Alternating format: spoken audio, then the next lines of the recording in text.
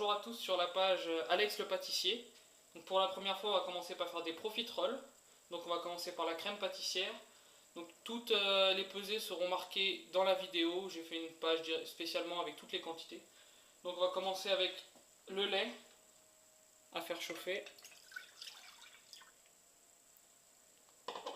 avec le beurre.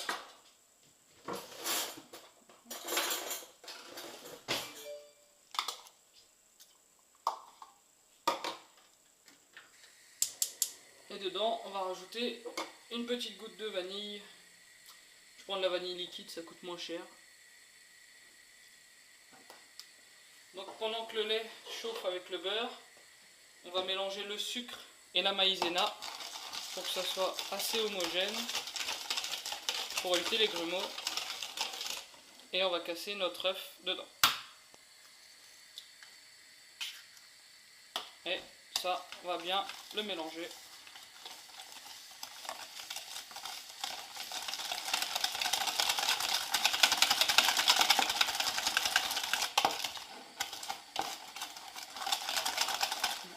Je vous conseille d'avoir tous vos ingrédients de près avant de commencer la recette. C'est quand même plus pratique.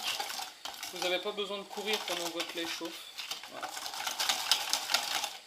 Là, on va faire une petite pause de 2 minutes, le temps que tout soit prêt. Alors maintenant que le lait bout, on va verser environ la moitié dans le mélange d'œufs, de sucre et de maïzena. Et tout de suite bien fouetter.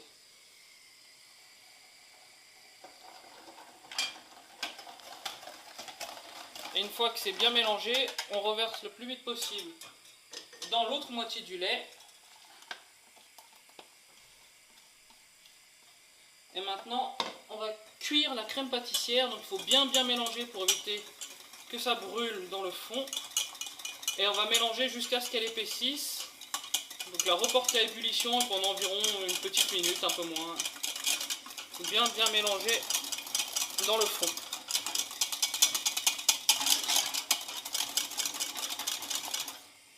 Voilà, donc là la crème pâtissière a déjà bien épaissi. On va juste continuer à la cuire légèrement.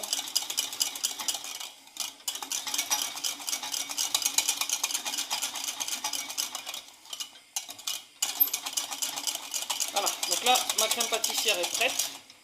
Donc j'ai préparé un petit tupperware avec un film alimentaire plastique pour la refroidir.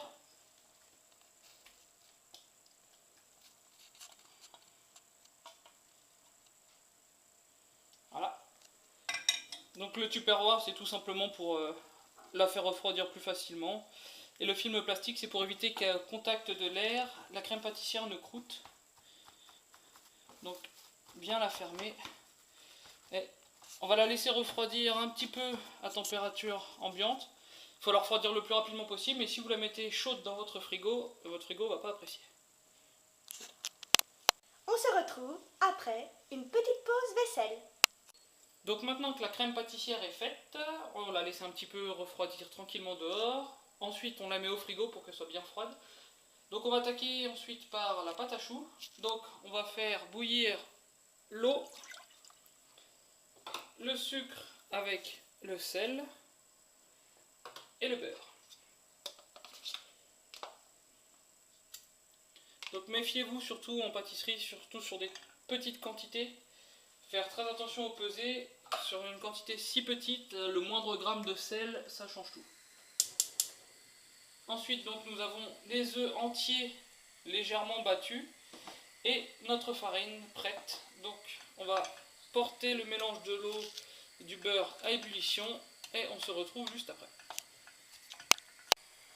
Donc, notre eau commence à bouillir doucement. N'oubliez pas de préchauffer votre four, j'ai oublié de le préciser.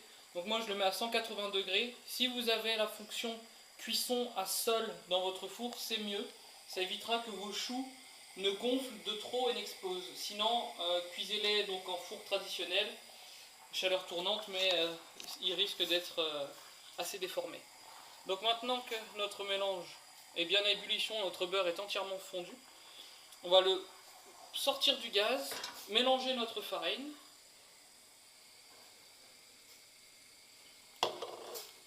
Et dès que notre farine sera bien mélangé, nous allons le remettre sur le gaz pour dessécher la pâte à choux.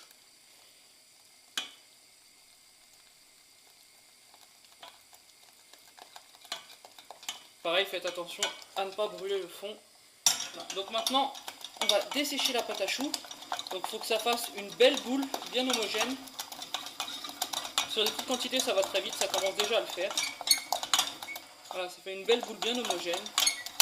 Donc on continue à mélanger un petit peu pour bien dessécher.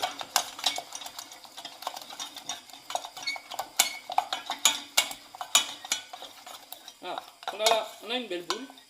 Donc on va la sortir du feu et la mettre dans un autre récipient. Je vous conseille de faire tremper votre casserole dans de l'eau, parce que la pâte à choux, quand ça sèche, ça devient assez embêtant à enlever. Voilà, donc ensuite, nous allons prendre nos œufs déjà battus et on va les incorporer petit à petit dans notre pâte à choux. Si vous faites des plus grosses quantités, vous pouvez le faire dans un batteur mélangeur. Pour une si petite quantité, autant le faire à la main.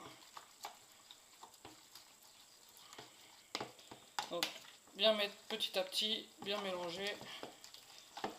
Au début, les œufs ont du mal à s'incorporer avec la pâte à choux. Après, ça va mieux.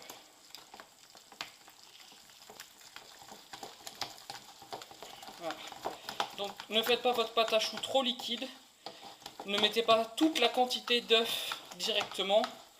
Regardez bien la texture, car si vous la desséchez plus ou moins le temps que ça a mis à bouillir, votre pâte à choux va être plus ou moins raide. Donc ne mettez pas forcément tous les œufs indiqués dans la recette. Si elle est trop liquide, vous aurez du mal à la dresser et elle va s'étaler au four. Et si vous la faites trop ferme, elle ne va pas gonfler.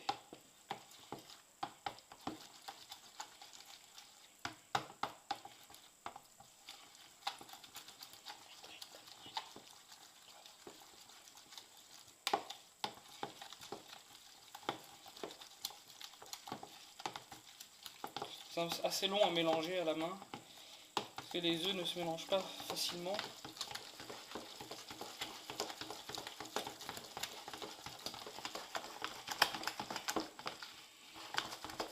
Donc là, elle est encore très ferme, comme vous pouvez le voir. On rajoute encore des œufs.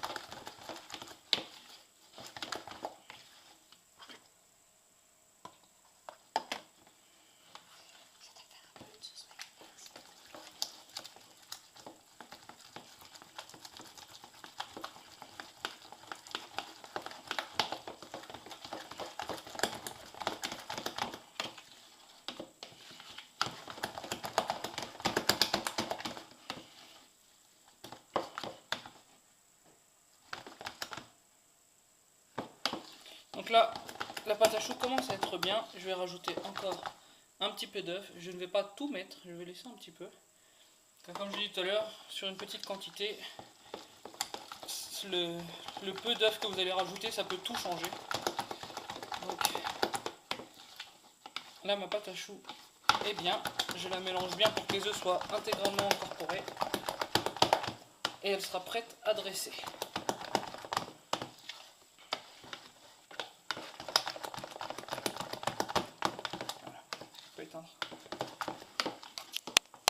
Donc maintenant que notre pâte à choux est prête, nous allons la dresser. Donc avec une poche à douille. Vous pouvez en trouver, si vous êtes en Belgique, dans des Colruyt. Ils vendent d'environ, je crois c'est 5 € les 24 poches. Ils vendent aussi des petits lots de douille. Si vous êtes en France, il me semble pas que vous en trouvez dans les grandes surfaces.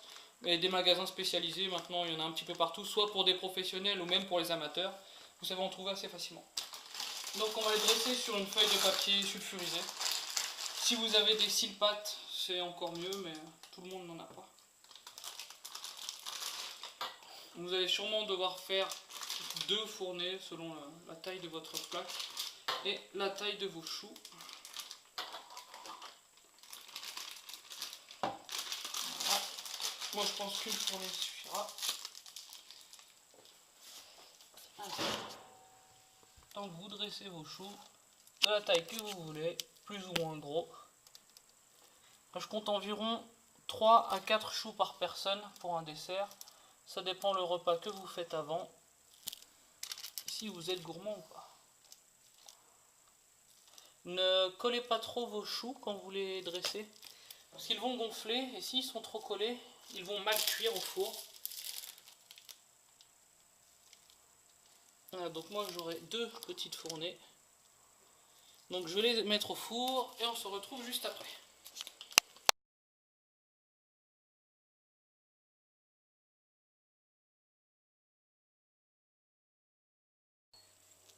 Donc après une demi-heure de cuisson, les choux sont cuits.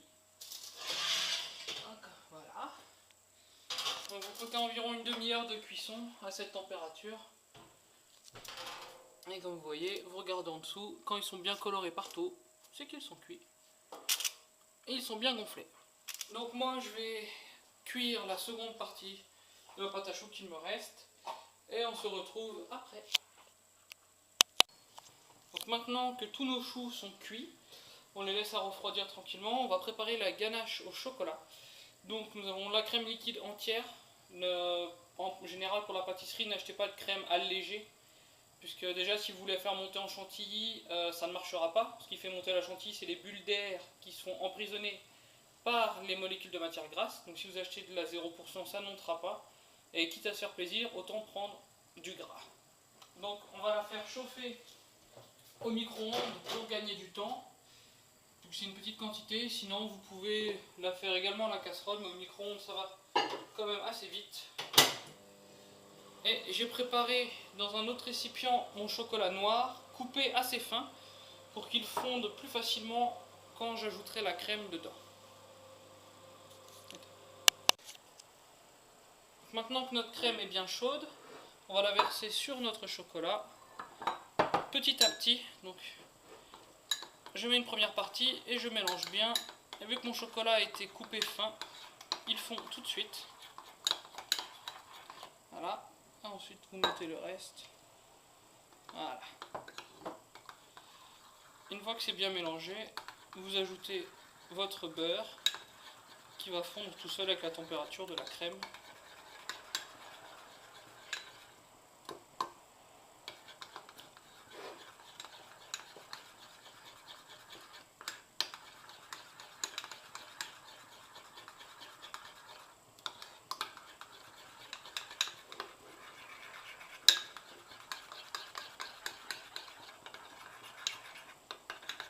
Et voilà, votre ganache est prête. Une fois que votre beurre est bien fondu, bien incorporé, il y a juste à la mélanger tranquillement et c'est fini. Donc pour préparer une poche à douille, tout simple. Votre poche, votre douille, vous le mettez dedans. Vous coupez au bout. Et voilà. Et c'est fini. Et ensuite, vous l'ouvrez. Si vous êtes droitier, vous la coincez avec votre main gauche et vous l'enroulez. Comme ça, vous n'avez plus qu'à mettre votre préparation à l'intérieur. Donc maintenant que notre ganache est prête, notre crème pâtissière était au frigo, elle est bien froide. Donc nous allons l'enlever du film et la mettre dans un autre récipient. Ici. On va la refouetter légèrement parce qu'au froid, elle prend une texture un peu gélatineuse.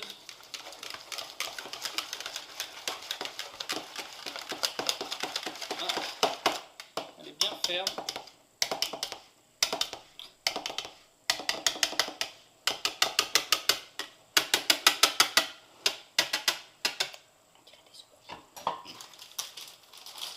Donc ensuite vous remplissez votre poche à douille de crème.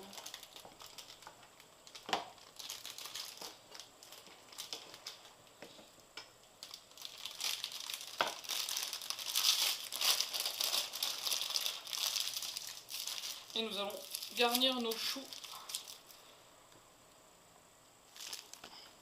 Donc tout simplement faire un trou et vous remplissez. Tout simplement. Donc je vais tous les garnir et on se retrouve juste après.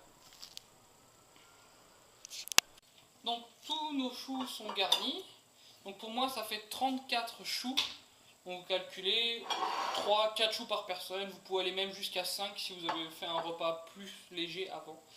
Donc maintenant qu'ils sont garnis, nous allons utiliser notre ganache au chocolat pour tout simplement napper nos choux. Donc tout simplement vous les trempez dedans. Juste un petit peu. Et voilà. Et notre ganache est bien brillante.